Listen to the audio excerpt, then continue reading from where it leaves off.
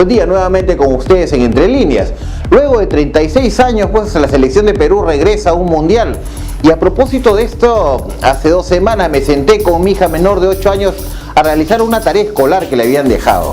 Como comprenderán, pues mi pequeña hija por primera vez va a tener esta interesante experiencia de ver un mundial. Muchos peruanos ya lo han visto un mundial prácticamente. Pero el hecho es que hasta en el colegio están en modo selección. Y digo esto porque me pidió ayuda para esta tarea que consistía en investigar el fenómeno migratorio en el fútbol, debido a que estaban estudiando en ese momento el fenómeno migratorio en general. Este trabajo de investigación solo debía circunscribirse a las selecciones que integran el grupo C, es decir, el grupo en el cual participa nuestra selección nacional. Luego de sentarnos, googlear, revisar, conocer cuáles eran los integrantes de las selecciones, ver en qué equipo jugabas y cruzar datos, nos dimos con una gran sorpresa.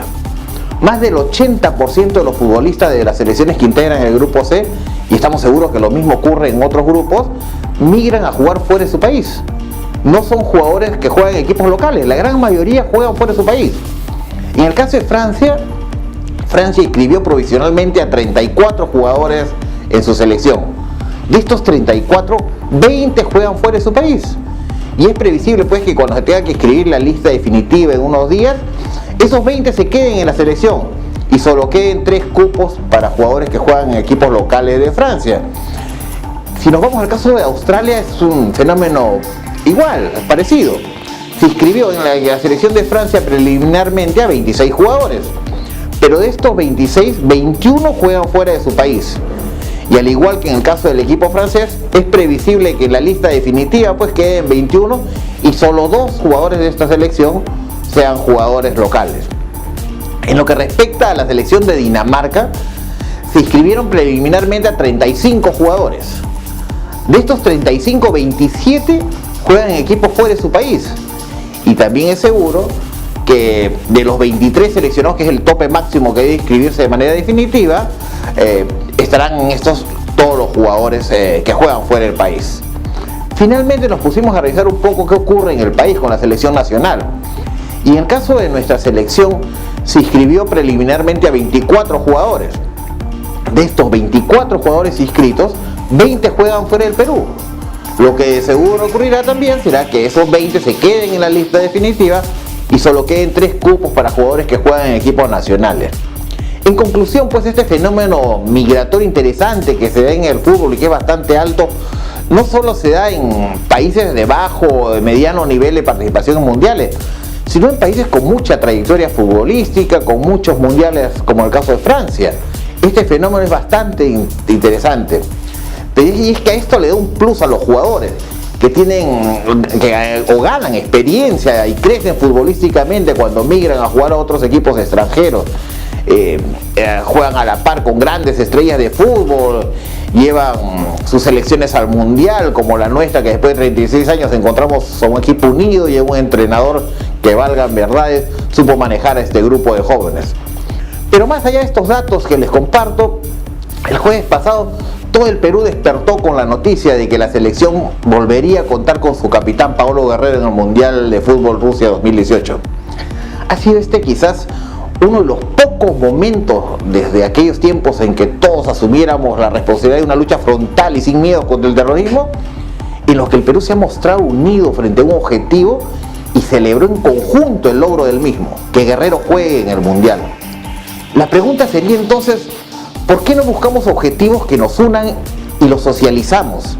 Y cada cierto tiempo celebremos a lo Paolo el logro de cada uno de estos objetivos. Porque a diferencia de las corporaciones modernas, esos objetivos no se socializan a nivel de Estado adecuadamente y por tanto la ciudadanía no se involucra en ellos. No existen lo que en administración se llama objetivos compartidos en el sector público. Un objetivo compartido debe ser aquel en el que todos ganen, para que pueda ser aceptado por la población. Hay mucho que hacer en el Estado en esta materia. Quizás no estaría mal si a los funcionarios que están en la toma de decisiones en el Estado, además de un elemental criterio político, se les exige un mínimo de cursos de gerencia para que entiendan cómo funciona el tema de los objetivos compartidos. Pero en fin, el Mundial empieza el 14 de junio y culmina el 15 de julio, por lo que es bastante previsible pues que durante ese tiempo se produzca una especie de apagón político. Pero ojo, que el apagón político no puede significar que se trabajen cosas a puerta cerrada, que empiecen a salir cosas extrañas como las recientes reformas tributarias que han golpeado fuertemente y vienen golpeando. El BCR ha dicho que no hay inflación cero. Claro, pues si recién se va a tomar la medida no se mide todavía. En el mes que viene recién se va a poder saber el real impacto de estas medidas que implementó el MEF. Nosotros nos mantendremos como siempre atentos al acontecer político y regulatorio como siempre, así que luego de este pequeño menú deportivo seguiremos comentando la coyuntura y por supuesto viendo a Perú jugar en Rusia con nuestras hijas, con mis hijas y ustedes con su familia de una manera integrada, de una manera familiar. Con nosotros hasta aquí, nos vemos la próxima semana, como siempre comentando la coyuntura. Hasta la próxima. Este espacio llega gracias a Z&Z Perú Consulting. Tu empresa merece decisiones informadas.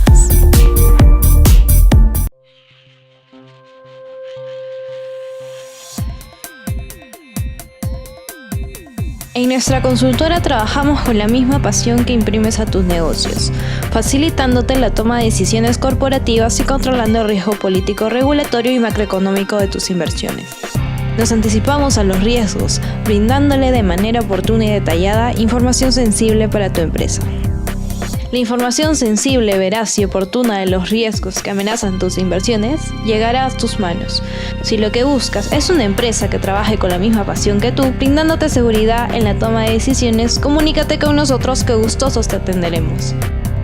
Tu empresa se merece decisiones informadas.